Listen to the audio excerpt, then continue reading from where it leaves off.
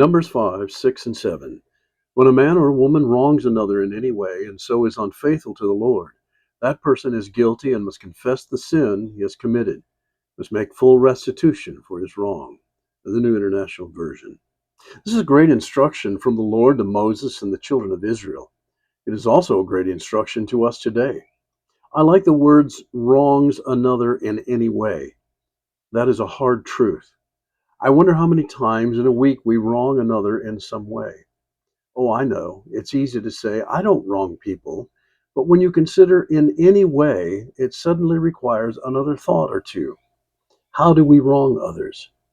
I can't possibly list them all. I think we tend to think they only wrong someone when they are in our presence or when we see them face to face.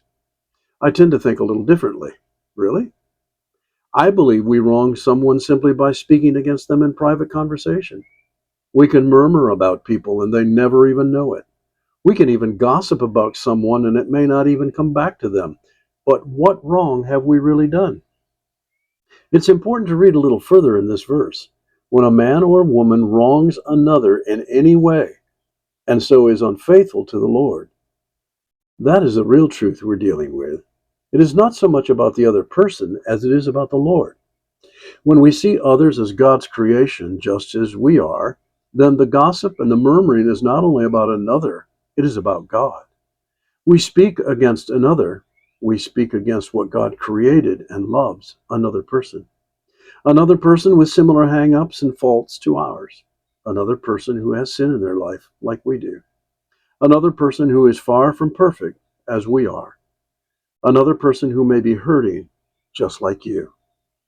There is one more instruction here. That person is guilty and must confess the sin he has committed, must place full restitution for his wrong. Wow. If only we would practice this more. In confession, there is humility, and in humility, there is healing and forgiveness. When we walk in humility, it is easier for the Holy Spirit to speak to us concerning the wrong we have done to others. It is easier to confess, and it becomes easier to make restitution. Do we have some wrongs to make right? Let's get going.